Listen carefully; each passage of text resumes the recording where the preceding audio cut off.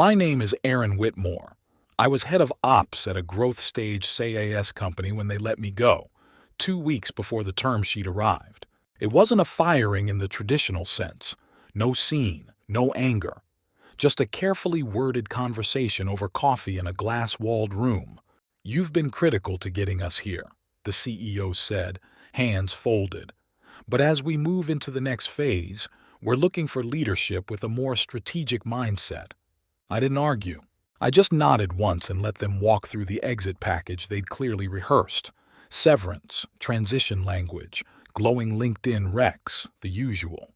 No one mentioned that half the KPIs in the acquisition deck were built on systems I'd designed, that the ops team they were counting on to scale seamlessly was still running on the workflows I'd duct-taped into something functional 3 years ago. Instead, they gave me a talking point. "This isn't about performance, it's about alignment." That one stuck with me. I packed up that afternoon. No announcement, no company-wide Slack message. Just a few quiet goodbyes and a nod to Jamie, my deputy, who looked at me like something unspoken had just shifted in the walls. He was right. It wasn't personal. It was structural. I wasn't glossy enough. Not visionary enough. Not someone who pitched well in boardrooms or posted thought leadership threads on Twitter. I was the guy who stayed late to fix the thing the visionary broke. The guy who told the truth when no one wanted to hear it. And in this kind of company, that only gets you so far. 2 days later, the email went out. Subject line: "A new chapter for growth." My name was mentioned once, last paragraph. "We thank Aaron for his incredible contribution and wish him the best in his next chapter." That part was true. I was starting a new chapter. They just had no idea how involved I'd still be in theirs. For the first 2 weeks after they let me go, I said nothing. No updates, no calls, no quiet lunch debriefs with old colleagues looking to commiserate. I just disappeared, which in this world is louder than any statement. The truth is, I didn't need to react, because I knew what was coming. I'd been part of the early diligence calls. Not officially, but in the way operators always are when no one wants to loop in legal just yet. I knew which metrics the fund was circling. I knew the language their analysts used when they were about to get conservative. And most importantly, I knew what they weren't being told.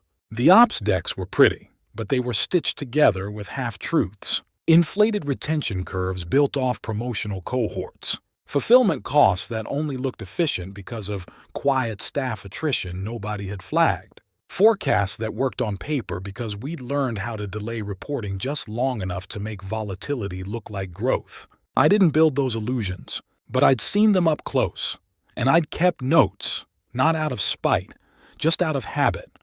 Because real operators don't forget what the system doesn't record. The founder had told me I wasn't strategic enough. What he meant was, I knew too much to be convenient. That's the problem with building the engine while others polish the hood. Eventually, you realize who's driving and who's just being chauffeured to the next round of funding. So I did what they never expected me to do. I went still. I let the world think I was taking time. Meanwhile, I began rereading every ops report we'd shared with the fund. Not because I wanted to prove anything, but because I wanted to see what they weren't seeing. That's where the opening was. Because private equity doesn't care about optics. It cares about risk.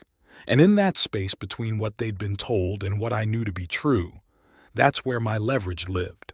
I wasn't angry. I was quiet. And sometimes that's the loudest position on the board. It started with a voicemail, unfamiliar number. No name. Just a clipped, cautious voice. "Hi, this is Daniel from Amwell Capital. We haven't met, but I think we have mutual history. I was wondering if you'd be open to a quick call." I didn't return it right away. Let it sit for 2 days. Then I Googled him. Principal at the fund. Not the loud type. No Medium posts, no podcast appearances. I like that. I called him back on a Thursday morning. No script, no preamble. He got to the point.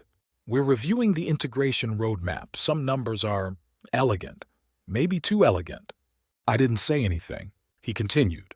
"We'd heard you were no longer with the team." I confirmed. He waited, probably expecting bitterness or an offer to unload. Instead, I said this. What you've got is a front-facing ops machine that's designed to look good quarterly, not survive long-term. Silence. Then, would you be willing to walk me through what that means? We met in person 2 days later, not at a cafe. At the fund's downtown office, floor 16, no logos, just soft white light and polished restraint. He didn't waste time. He slid a packet across the table. Internal roadmap, forecasts, efficiency claims. He asked me quietly, which part of this would you want to verify first if you were us? I flipped through the deck, stopped on page 19. Client churn smoothing, a slide I'd reviewed with the founder 6 months earlier, one I told him not to present this way. It showed retention growth, but it was synthetic, built off one cohort, the one we'd flooded with incentives during a failed beta test, then kept because it made the numbers look better. I tapped the bottom corner of the page. Here, I said. This isn't wrong, but it's not honest either, and it's hiding where your real revenue pressure lives. He nodded once. Keep going.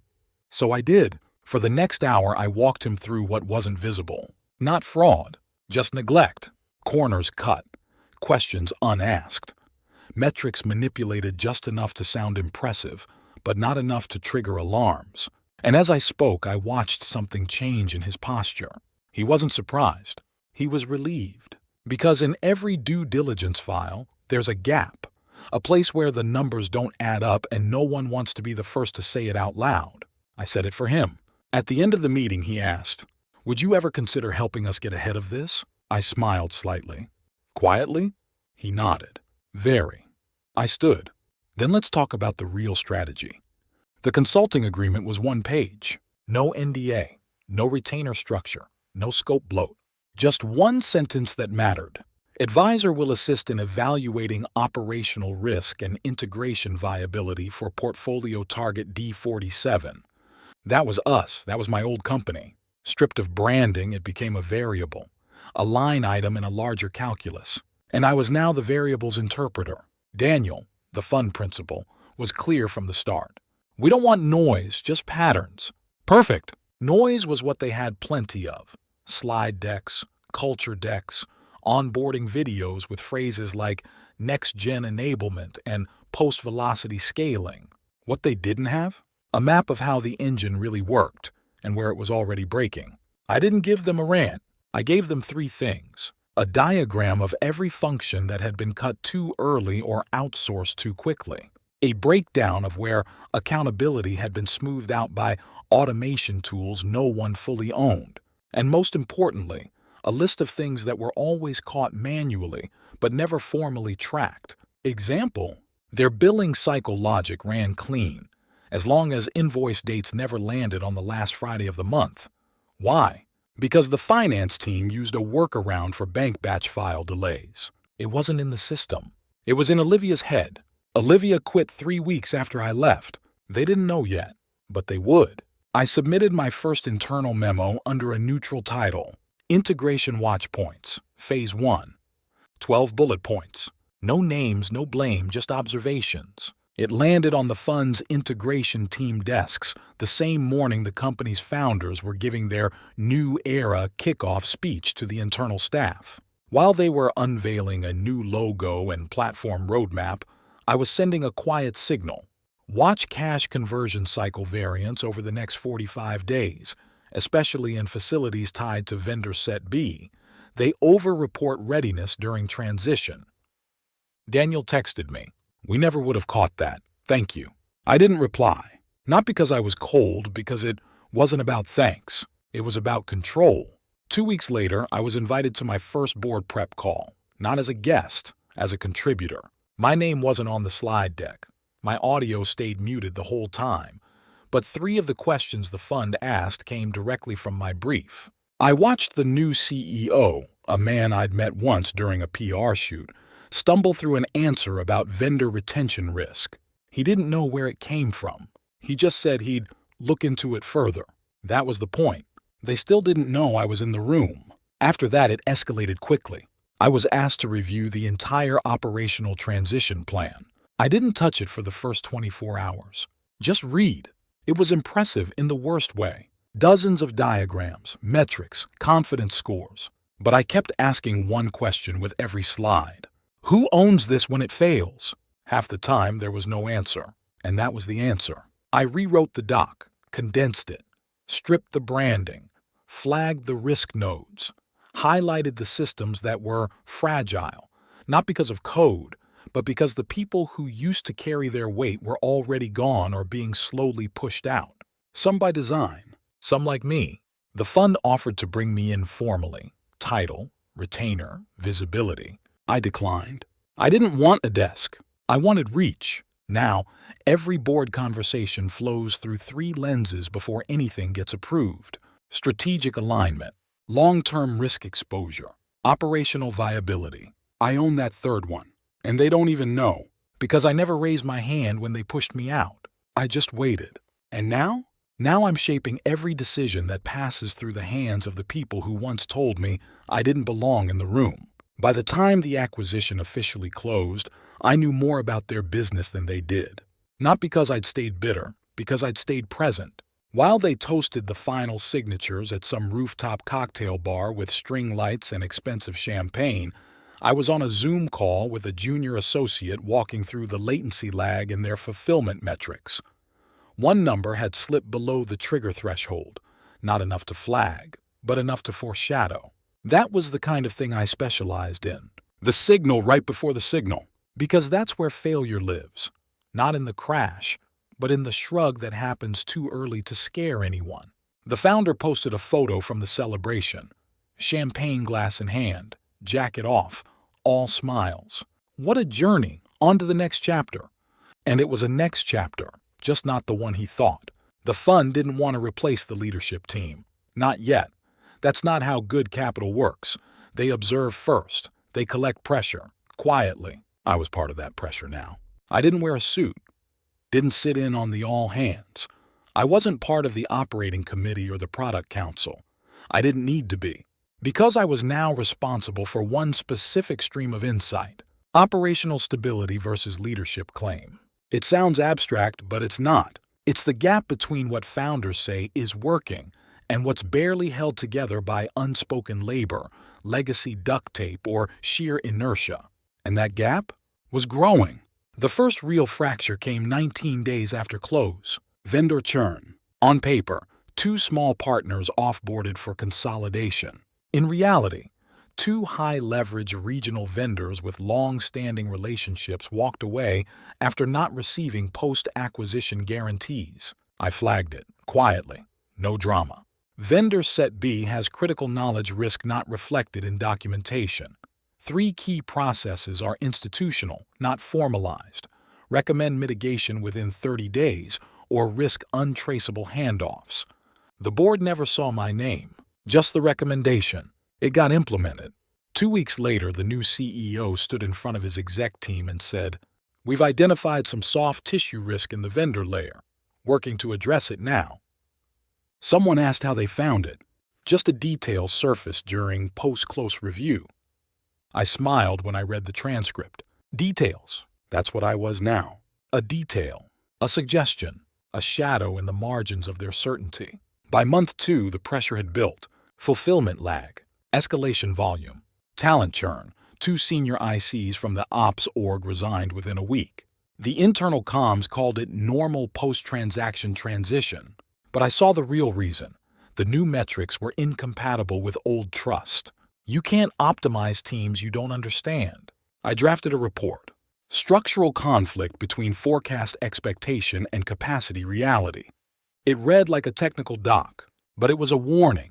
Foundational assumptions about 90-day integration timelines are inconsistent with historical absorption velocity.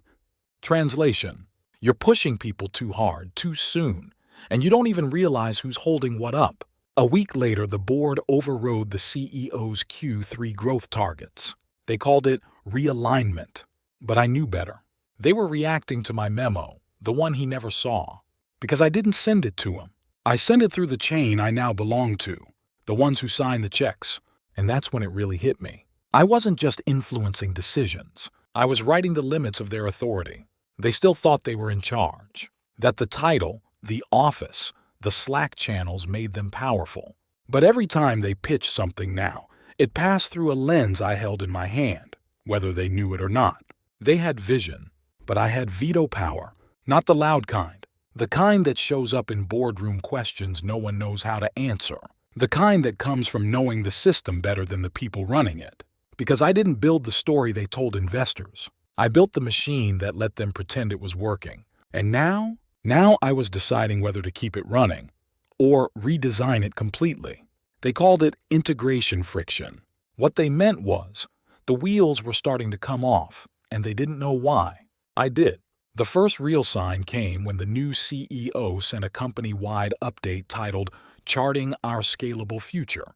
Big promises, clean bullet points, everything a fund likes to hear: growth, leverage, confidence. But I'd already seen the early warning signs. I had access to their internal tools now, not just the dashboards, but the discussions behind them. And what I saw was something no metric had captured. They were optimizing against the wrong constraints. That's how real failure begins. Not with drama, but with quiet misalignment. They moved too fast, reduced buffers, reassigned experienced leads without knowledge transfer, promoted visionaries who knew how to pitch but not how to triage. Meanwhile, churn ticked upward, margins compressed, and two of their highest value enterprise clients went quiet. In my world, quiet is never a good sign. I drafted a memo titled Sustained Operational Degradation Risk 45-90-Day Outlook. I didn't send it to the leadership team. I sent it to the board observers. It laid out 4 things. Critical decisions were being made on metrics that no longer reflected reality. Staff morale was falling, not because of workload, but because ownership had been replaced with dashboards. Their client success program had been folded into marketing. No one was watching the edge cases anymore. And worst of all, the people who used to fix things quietly were gone or now too exhausted to care. The final line of my brief said, "You don't need to replace the CEO. You need to redefine what decisions he's allowed to make." That line got traction. 2 days later, a board directive was issued. All strategic expansions paused pending internal audit. The CEO was furious. He called a closed-door meeting with the fund reps. I wasn't in that room, but I didn't need to be, because half of the questions they asked came from a script I'd written 3 nights earlier, alone, at my desk, in silence. One of the executives who'd voted to remove me back in the spring reached out the following week. He booked time with someone he thought was a generic advisor inside the fund. He didn't know it was me. His email said, "Hey, just wanted to connect. Would love to chat about how we can regain alignment with the board. Feels like some decisions are getting rerouted without clarity." Clarity. Clarity was all I'd ever given them. They just didn't like what it looked like. I declined the meeting, not out of ego, out of purpose, because I wasn't here to be seen. I was here to ensure what wasn't seen stopped being dangerous. I kept watching. Watched them try to launch a new premium tier for enterprise clients without running capacity modeling first. Watched their comms team spin delays as measured rollouts. Watched another engineer leave, the 4th one that month, with no exit interview logged. But the final sign came quietly. One of the junior ops staff, someone I'd mentored years ago, sent me a message. "Hey, I don't know if you remember me, but things feel hollow now, like no one's holding the line. Were we ever actually stable, or were you just keeping the wheels on in silence?" I didn't answer right away. Then I replied, "We were never stable. We were aware. That's what made it work." He just replied with a single word, "Understood." And that's when I realized I wasn't just reviewing risk anymore. I was the risk, the one they hadn't accounted for. Because I'd been labeled not strategic enough, when really, I was the one who saw the structure before the surface, the judgment between the graphs, the pressure behind the smiles. And now I was shaping every key decision, quietly, permanently, without ever needing the credit. By the 3rd month, it was no longer a question of if the system would bend. It was a matter of how quietly it would break, and how much noise they'd try to suppress when it did. The CEO was still smiling in board updates, still using phrases like post-transaction maturity and momentum compression, still painting the same picture, a strong ship in choppy waters but heading toward blue skies. But I'd seen the underdeck. The pumps were working overtime, and no one was manning the engine room. 3 weeks after the board froze strategic expansions, a subtle shift happened. The fund initiated what they called a governance recalibration. It sounded harmless, procedural, but inside I knew exactly what it was: tightening the leash. They didn't remove anyone. They didn't have to. They just changed where decisions went for approval. Product roadmap now needed fund co-sign-off. Budget reallocations, board level only. New hires over a certain salary threshold, flagged for review. It looked like partnership. It was a leash made of influence. And the CEO, he felt it. He started sending internal memos with bolder language, tried to reassert control through momentum. But every new initiative got quietly paused or redirected. Why? Because I was behind the review notes, not in name, but in substance. I was the one pointing out that the new feature pipeline ignored 3 consecutive quarters of backlog creep. I was the one who flagged that their average ticket resolution time metric had quietly dropped 14%, not because they were faster, but because they'd reclassified half the tickets to client-side issue. I wasn't auditing their performance. I was exposing their assumptions. And slowly, the board began to see the disconnect. One late night, I got a call from Daniel, the principal who'd brought me in. No agenda, no documents, just a voice. They still think they're running the company. I stayed quiet. Then he said, "You've done more to stabilize this acquisition than their entire leadership layer combined. You should be on the cap table." I didn't answer that, because I wasn't doing this for equity. I wasn't here to reclaim a seat at their table. I was building a better table, one they hadn't noticed yet, but soon would. The following week, one of the executives, Tom, requested a meeting with the fund to discuss governance clarity. He didn't know the questions he was preparing to answer had been drafted, in part, by me. He didn't know that his performance dashboard had been quietly rerouted to a new analytics provider I'd helped source. He didn't know that the vendor churn he'd called within tolerance had triggered an alert I'd built 3 years ago and was still monitoring today, just from the outside now. That meeting didn't go the way he expected. Afterward, he emailed someone on the fund side.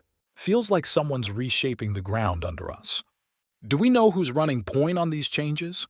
I saw the forwarded message. I didn't respond, because they didn't need to know who was running point. They just needed to understand that they weren't. By the end of that month, we'd reached a tipping point.